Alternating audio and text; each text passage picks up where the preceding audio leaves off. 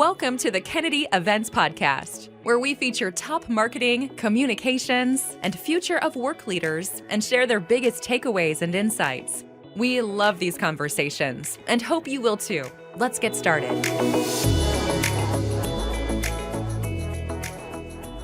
Welcome to the Kennedy Events Podcast. I'm your host, Paige Buck. I'm talking today with Kim Alpert, who is the Senior Director of Global Workplace and Real Estate at Udemy. She manages the workplace team and all real estate projects for Udemy. She and her team continue to navigate the pandemic along with record hiring numbers as they try to adjust to whatever this new normal is and how to keep all employees feeling included and part of Udemy's culture. Today's episode is brought to you by Kennedy Events. Kennedy Events creates stress-free conferences and events, providing expert management and design for all your corporate event needs, from in-person to hybrid and virtual. You can learn more at kennedyevents.com. Hey, Kim, glad you were here. Hi. Thanks, Paige. How are you? I'm well. So you have overseen the build out of 3 new spaces in Ankara, which I'm always like, am I pronouncing that right? Ankara, Turkey, Denver, Colorado, and Mountain View, California. And you had to do this all just like this over Zoom. Pretty much, yes. I started at Udemy in late 2019 when the world was still sort of normal. Mm-hmm. And they were just finishing up a project in Dublin then, which I got to oversee sort of the finish line of that in person, which was awesome. And then as the pandemic started, we had already signed a lease in Denver for a huge new 3-story space. We were already working on our space in Mountain View, and we had identified a space in Ankara, Turkey. And so the plan was for me to sort of jet around to all of those places and oversee the build outs of those. And instead I did it with a great team of people in each location, but having to do it in this format was a very new and a good learning experience for me, for sure. And I think nothing prepared us for that moment or all of the things we had to do. And yet you did it. Yeah. What did you draw on? Like what did prepare you for that as much as you could be? I think a lot of it was for me, because I'm sort of a perfectionist, I think, which you sort of have to be in my role, is that eventually I was going to be seeing these places in person. And so the work had to be done well, whether I was there or not. Because eventually I would see it and I'd have to come face to face with whether it worked. And so I had to really pay attention to details that I normally would maybe leave to other people to kind of oversee. But instead I had to really dig in and sort of kind of micromanage in a way, because there's really no other way to do it when you can't touch and see and feel things in person. And so I relied a lot on that and on the people that I had on the ground, some of them whom I never met and just hired to do the work, and then having to trust that they were my eyes and ears on the ground. So it was very challenging, also kind of interesting, very interesting. But when I was able to finally get to Denver, get to Mountain View, having yet been to Turkey, that's when I realized it's great to be able to do this, and technology is amazing. And so cool that we could do it, but also seeing things where I was like, oh man, if I had known that's what that was going to be, because I see it and I'm touching it, I would have changed it. And at that point it's too late. So very interesting. I think the ultimate learning for me was that we can do anything in any format, but there's no substitute for being somewhere in person with the people, with the things, with the materials, and actually being able to be hands-on. So, and I think a lot of that lends itself to return to office too. Yes. It's the difference between being on Zoom and being in person. Or like failing to appreciate what we are foregoing when we choose to meet like this. Yes. Yeah. And that's, I've known, and I think just because of the nature of what I do, the minute we went home and we stayed home for what seemed like forever, I knew that for me, this wouldn't be the way I could work forever. Mhm. It just, as someone who heads up workplace, my workplace is not my bedroom. And so, but there are a lot of people who made that adjustment and now can't imagine working any other way. And that's fine. And the new normal, I think now lends itself to that, depending on the company you work for. But, Mhm. but for me, no, not if I wanted to stay in this field and continue to do what I do. That's not something that interests me at all. So Right. When you finally got to Denver and Mountain View, tell me about a happy surprise. Not the like, oh, I wouldn't have done it that way, but are there any happy surprises in what you got to see? I mean, Denver, I think just the photos and the videos, and they have this thing now called, now I can't think of the name of it, but it's a 3D thing where they can actually, you can take a tour of a space in 3D. It's super cool. I wish Sure. I could remember the name right now, but, and so, I felt like I had seen the spaces pretty clearly, but walking in the door, smelling the paint and sort of the dust and kind of the new office smell because we hadn't opened it yet. And just the wow of like, oh my God, this office is beautiful. And like I wasn't here, but like I did this. And it just was um I think that's the part where, that never gets old. Um and also just then realizing that you can trust the people that you're working with to do a good job. And also I think there were things that I was skeptical about, like, oh, I don't know if I like that color. I don't know if that's going to work there. But to actually go and walk in and sit on something or eat at a table or whatever, and you're like, this really works. It's great.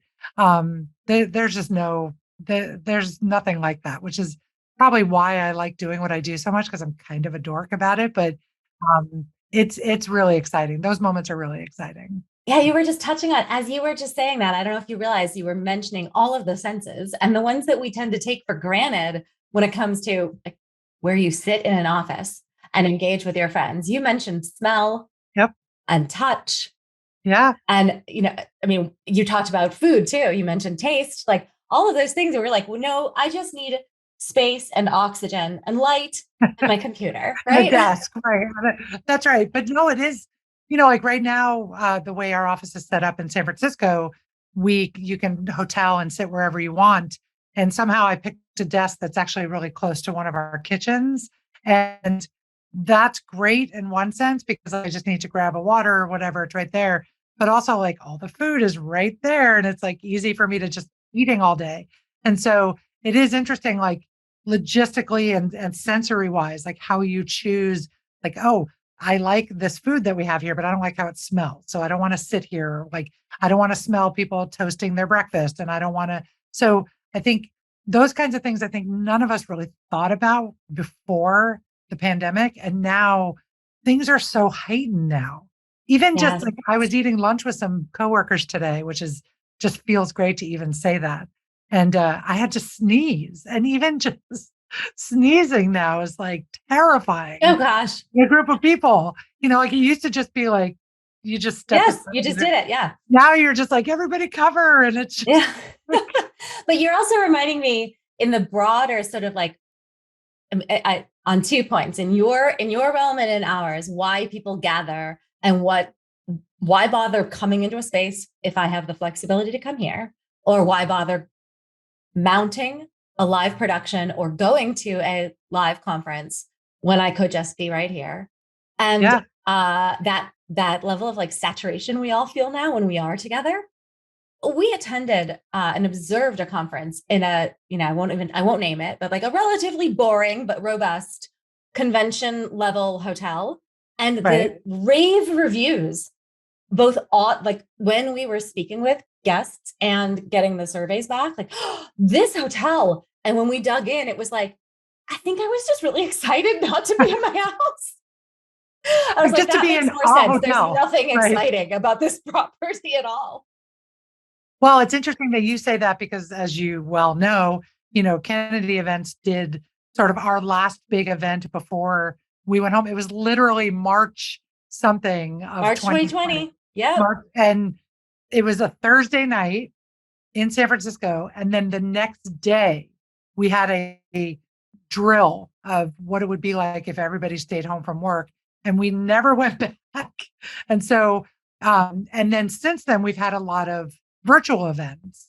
And so, just for me, the difference, that's a perfect way to highlight sort of the difference between that event and how much fun it was and how free and happy and just awesome that was for everybody, to virtual events, which are great. And the fact that they've gotten so sophisticated now because they've had to, but there's just for me, there's no replacing just being in person. That's in the office, in a restaurant, instead of getting takeout,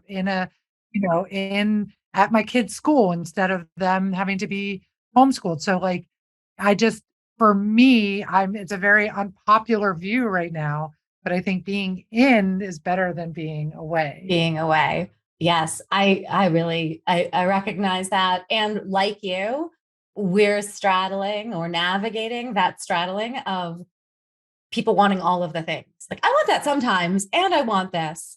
And no, you cannot make me come back 5 days a week. Right. That's right. The cool thing, at least at Udemy, is that we've been very open to people. There's lots of different ways that it can work. You can be in the office as often as you want. You can be hybrid, which is probably the most popular, or you can be remote first and never come into an office again. And so, not as we've all seen in the news and whatever, not every company is being that flexible. Right.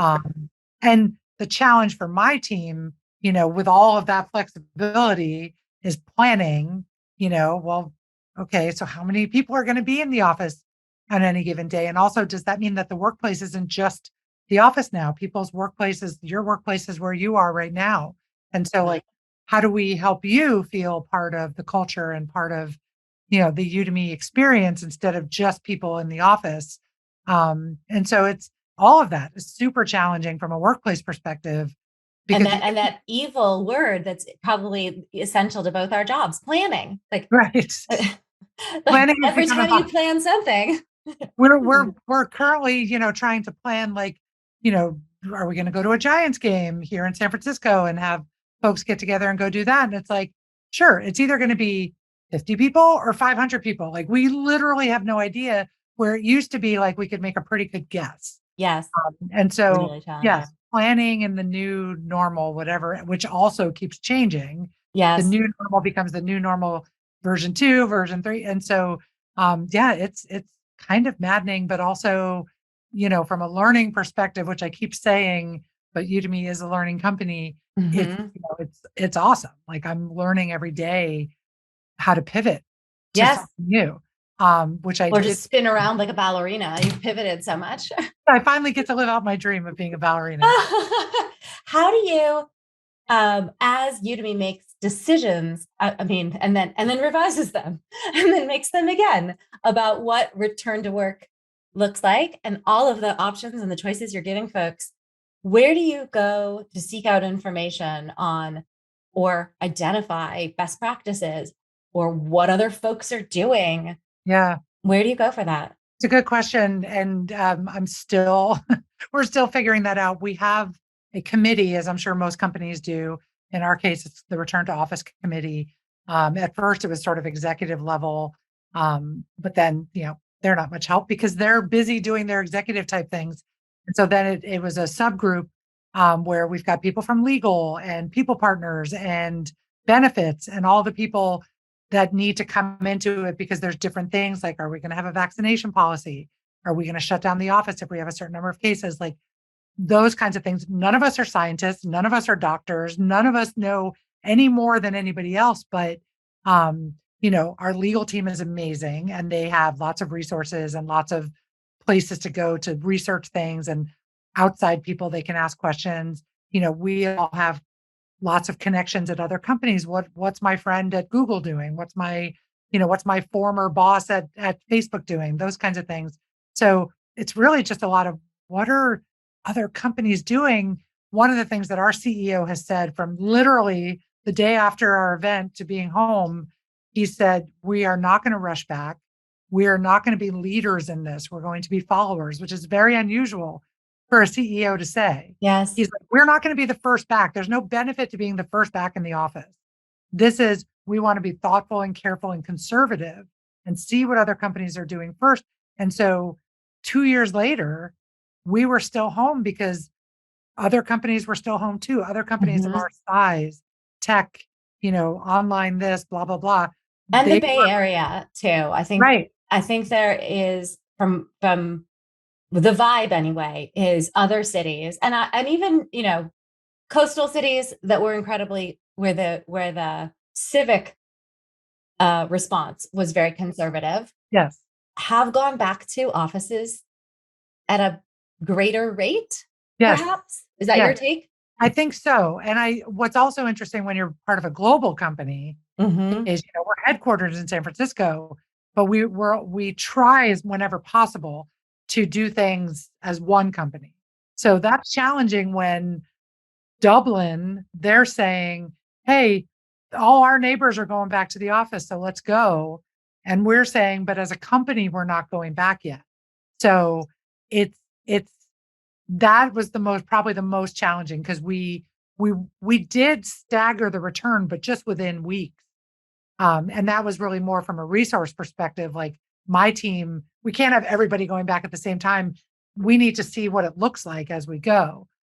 But we can't say, well, Dublin can go back summer of 2021 and we'll all stay home until after Christmas. That just, there has to be some unity, inclusivity, all of those things. And so, but it really wasn't an issue. We managed to stick together as a company, I think probably more than we would have before the pandemic. Like there's something about it that brought all of our people together more, which is interesting and sounds very cliche and cheesy, but it's really true. Well, I think that probably speaks to your culture and that I want to bring that back to two kind of related things. You mentioned the event that happened the day before lockdown weekend or and your drill. And I'll never forget that event because it was the last live event I attended. Yeah, it was your last event And too, I right? had only like a tiny hand in it, but it's seared in my memory in a special way. Because there was already this sense too of like, are we standing too close to each other? Right. We were already kind of like, There was what's a weird happening? like Very weird. in my body, there was a weird energy of like, is this okay? Yeah. Yeah. And who knew that that was going to be the way No, our lives would be forever, really. Um, absolutely. yeah. And then you So, also yeah. mentioned now what that looks like, what gathering looks like. And are you can all go to the Giants game and is that going to be, and is that 50 or 500? What does gathering and socializing or team team or department or, you know, regional all hands look like these days? Sure. Well, what's interesting is it's evolved because at first it was most people were home even after we returned to the office, and then just slowly, people crawling out of their little caves and letting the sun hit them in the face. Now, and our CEO who remains conservative because he wants to keep everybody safe. He's also like, I want people back in the office, not you must come back, but what can we do to encourage people to come back? And so happy hours, of course, right? Free food, lunches, on-site learning instead of remote learning, which we've all gotten so used to doing. And so in 1 week, we did all of those things. We had a happy hour with our CEO. We had an on-site leadership training, and then we started having lunches, and people started getting COVID. And so, and Oh, not even necessarily at the office, but they may have been bringing it to, and sure. so, Yeah. and so then the question becomes, do we stop doing that? Or is this is also now our new normal, right? So like, you're not going to be able to stop people from getting COVID. That's just the shift now in sort of our return to office is less around, yes, people's health is our main concern, but we are not going to be able to stop people from getting COVID. They have choices they can make. So if they don't want to come to the happy hour, they certainly don't have to.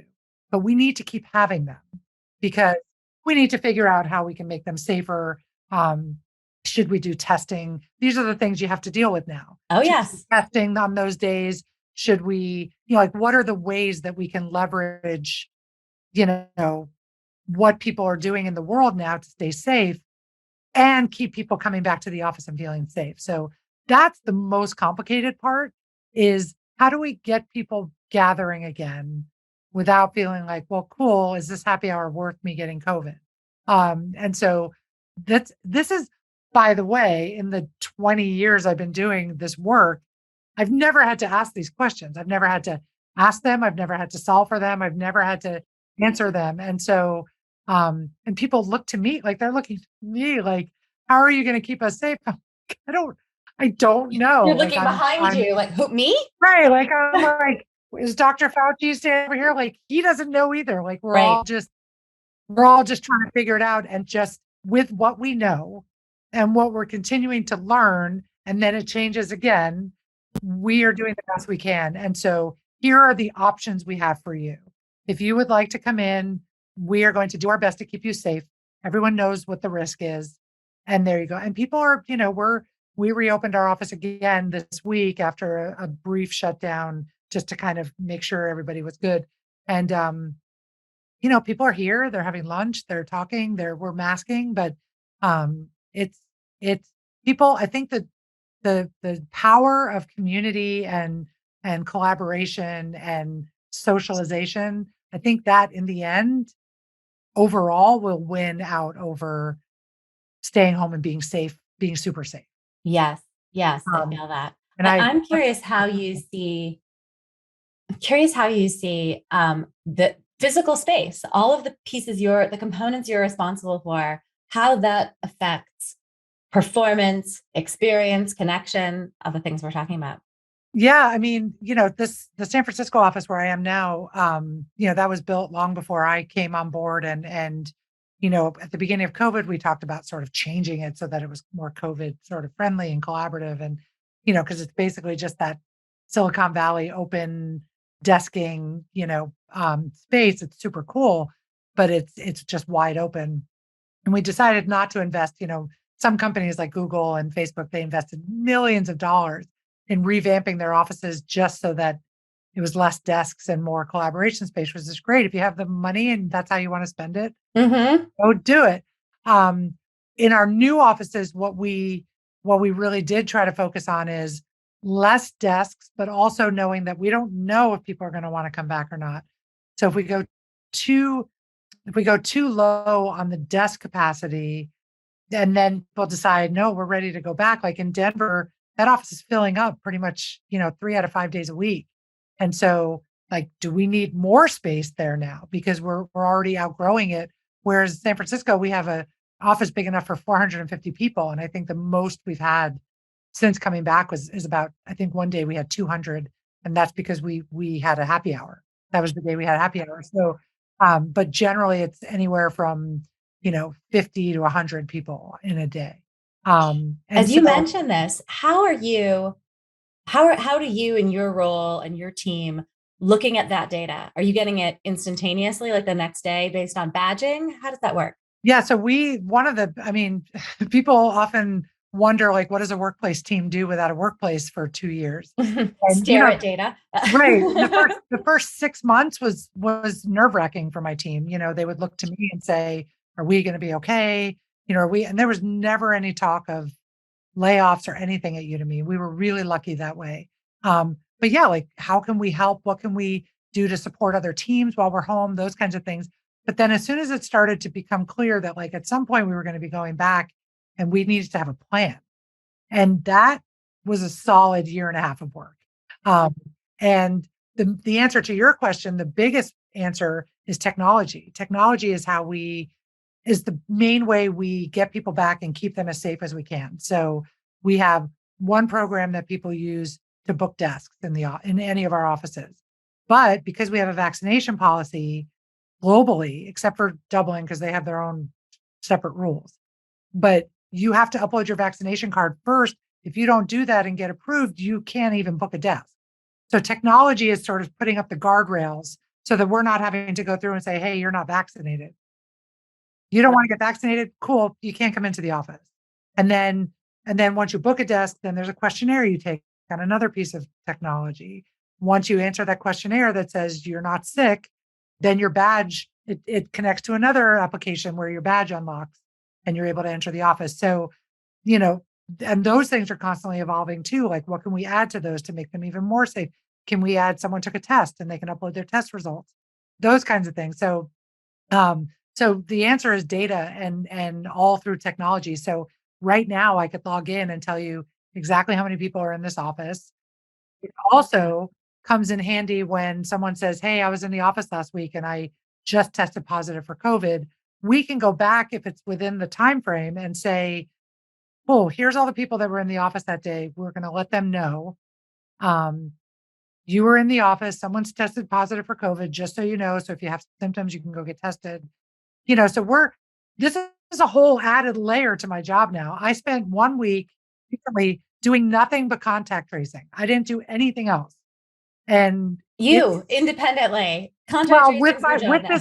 with this group of people, but there was so much going on that like the legal team had to make sure we were doing this right. And then this team, and then who's communicating with and like it was insane. And I'm like, what did I used to do before the pandemic? Like, did I have a job? Like what was I doing? How I don't yeah, it's been insane. It's been crazy. But this is I thrive on sort of the challenging things. Yeah. This is just more than I think any of us really bargained for. So it's been Oh, a for lot. sure. But I'm Well, and lucky to yeah, have so that such part of a you is getting fueled by cut you oh off.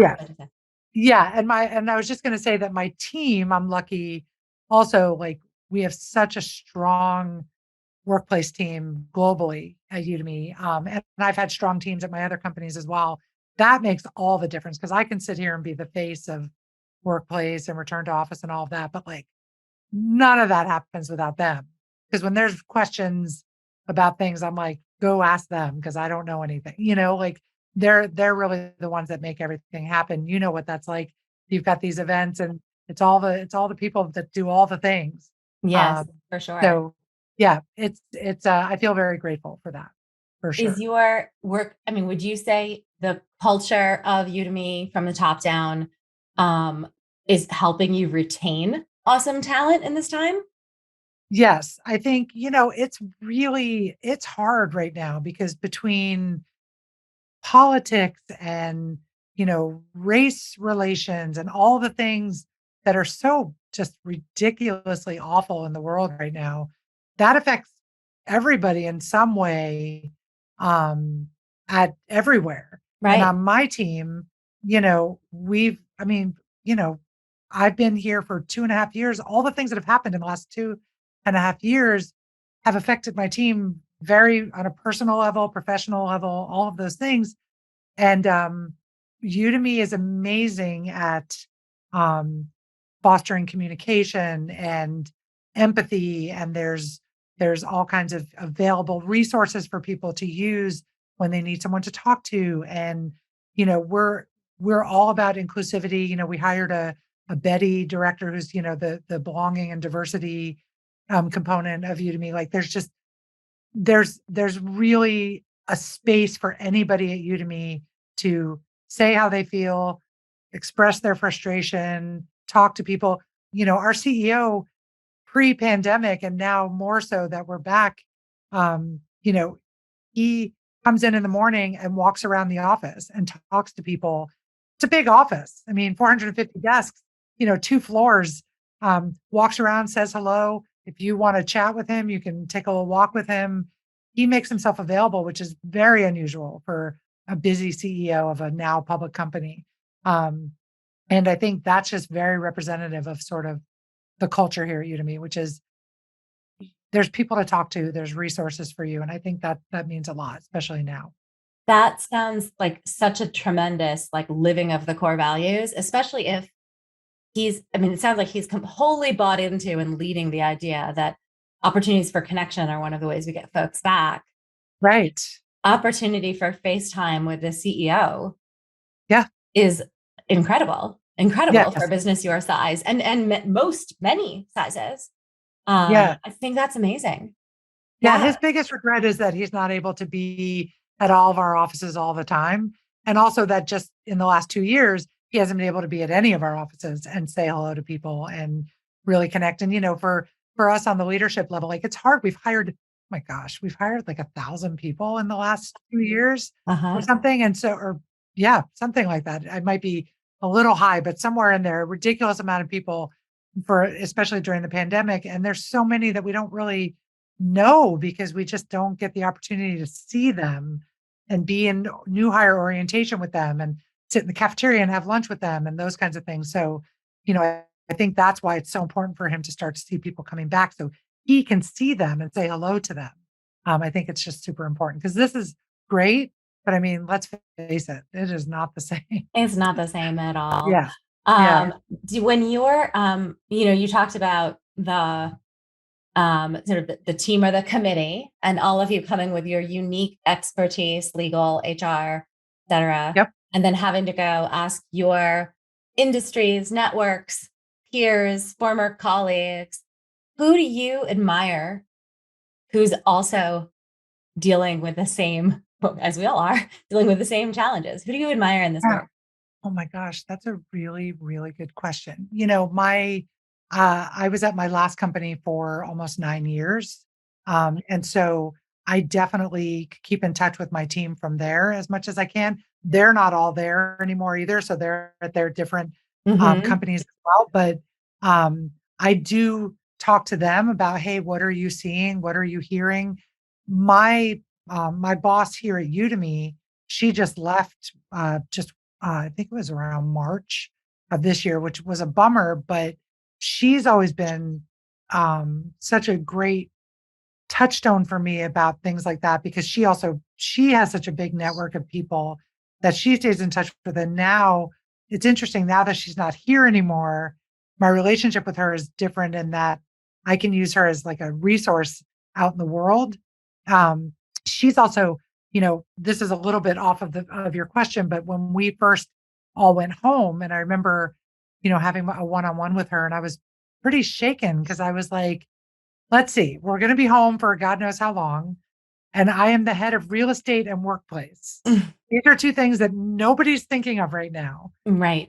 And we don't know if that's ever going to, like, what does this mean? Like, what does this mean for me? And I just remember her saying to me, you have to start changing your mindset about what those things mean. It just means that things are going to shift, they're going to change. It's going to be an evolving process. You think it means you have nothing. What I'm telling you is you're going to be busier than you've ever been, and it's going to require, so much of your sort of mental strength to get through it. And it helped me so much to think, that's right. The workplace isn't just offices now. It's almost a mindset, right? Um, and so I actually really, even though she's not outside of Udemy, or at least at the time, I'm I remember that conversation more than anything else in the last couple of years. And honestly, I have in the last 2 years been busier in my professional life than I ever had before. Uh-huh. I don't know how that's possible after building offices and traveling everywhere. This has been the biggest challenge of my career for sure. And Wow. she was 1,000% right. And it continues to evolve. And so it's all about mindset. And Plus, I that's love that you were like, she is like wise and prescient with that, yeah, inviting you to shift your perspective. And then I love what you said about it's all about mindset. yeah. And she's always been really good like that. And also the comfort that gave me, like I could just be like, like, okay, I'm going to be okay. My team's going to be okay. Because if I'm not okay, my team's going to be like, oh, we're screwed, you know? And so I, that gave me the confidence to be like, I've got this. And so you've got this. Um, and so I will always be grateful to her for that. And I've told her that like 1,000 times. She's always like, please stop telling me, but it's true. That's It amazing. really made a big difference. Yeah. Yeah, that's great. I'm I'm fascinated with all of the tools and software you were describing. Is that is that a an entirely new way of managing workplace? how much was tech? I mean, that's such a broad question, and you're tech, we're all tech. How much a Right. part of your role was that pre-COVID? Yeah, I mean, we had these systems already in place, but for different things. Like the hoteling booking system, all that was a floor plan sort of capacity tracking system. So like it told us like how many people we have in each office, how many desks do we have? Are we running out of desks? How do you, or for people who need to like, where's that conference room? They could go on and find it. Now that is like our go-to tool for people booking desks and so that we can keep track of capacity in the office to keep people safe. Everything is all guided towards keeping people safe. Then we had our visitor registration technology, which was literally just for people who come into the office. They sign in on the iPad, get their picture taken, Right, right. and that has now become literally the heart of our entry process system. So that if you don't answer the questionnaire as an employee, you can't come in. And so still a visitor system, but now everybody has to use it. So you're And just so employing these in like broader and deeper ways than you ever were exactly. before. And they've And I rolled mean, out new features. sure, and these companies are smart. They're like Hmm. keeping up with what people need because then they can upsell, right? Yes. And then you're not going to jump ship and go to another vendor because we certainly looked at other vendors as well. And but if you can do what we need you to do and we're already using you, then of course we're going to stay. And then the system that we use for badging for people to have their badges to get into the office, that stayed the same, but we had to connect that then to the visitor employee registration system so that if you didn't answer the questionnaire, now your badge won't work. And so that was a whole other layer of like, people are like, well, what do I do if my badge doesn't work? If your badge isn't working, then that means you either did something wrong or you're trying to do something wrong. Right. Get out And of here. so, Come. but there's right, but there's literally no way for my team to manually keep track of all of it. So if the technology didn't work, we were going to be in all kinds of trouble. And so literally right up to like day one of opening the office, we were tweaking and still a few manual things here and there that we have to do and still something. And then of course, as we figure things out, they change again. And then, so now like we're talking about when we do events and things, do we want to do testing? And how do we trust that people are taking their tests? And then, well, maybe this registration system, we can upload, put a photo of your positive or your negative test into the system so that, that way your badge will work. So it's constantly changing. Um, but, the good news is that the technology seems to be keeping up so far.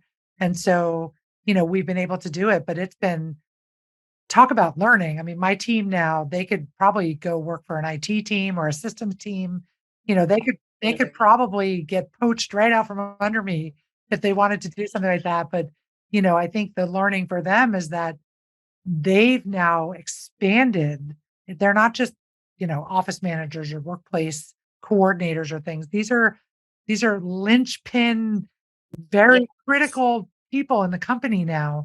And I think they're getting that recognition now, which is something that workplace doesn't always get. We're sort of the redheaded sort of, over here in any organization, you're sort of like they're cool, they'll be there, don't worry about them. Right. Taken for Now it's like, granted and not yeah. appreciated. And now it's like, we need workplace, or this isn't going to work. And so, it's great. It's a chance for my team to really shine and show what they can do. So So you've that's awesome. literally and figuratively added so many more tools to your toolkit. And now you've got these amazing folks who can they're like Swiss Army knives in the company. That's amazing. The perfect example. Swiss Army knife is exactly what they are. And I'm lucky that they have stuck with me and with Udemy. And I think it speaks a lot to the values and the culture here. Not to sound like an advertisement for working at Udemy, but I mean, it's unlike any culture that I've worked in. And, I've been around the block a few times. And I'm still very proud and satisfied working here for That's sure. amazing. Is Yeah. there anything else about Udemy and that you want to share before we wrap up? I've got one more question for you. But Yeah. I mean, for me, for me professionally, my last company where I was for so long, because to me, uh, dedication and loyalty, I thought was what was the most important thing when you work for a company. But what I realized almost immediately on day one at Udemy is, oh no, I deserve to have a seat at the table and be valued for my ability to make strategic decisions, and I actually know what I'm talking about, so they value that. But also, um they also value your time, your mental health. So like, I've always been somebody that checks emails and texts and things on the weekends, and I respond, and I still do it even though I shouldn't, but nobody here expects you to do that. They really care about you taking time for yourself. During the pandemic, we had wellness days, which were extra days off. Every month we had an extra day off where the whole company was closed. And it was just a day for you to, no Zoom, no nothing, just go do what you need to do to be okay. That's pretty amazing. And so I think, they care, obviously, high performance, it's a go, go, go atmosphere, but they also really do care about how are you doing? How are you feeling? Take the time you need. And that's something very new for me. You've hit on so many really great values and culture components that I love. I feel like I've learned something I can apply to my business. Oh, good. Good. Okay, so final random fun question. Yeah. Something most people don't know about you. Anything. Something.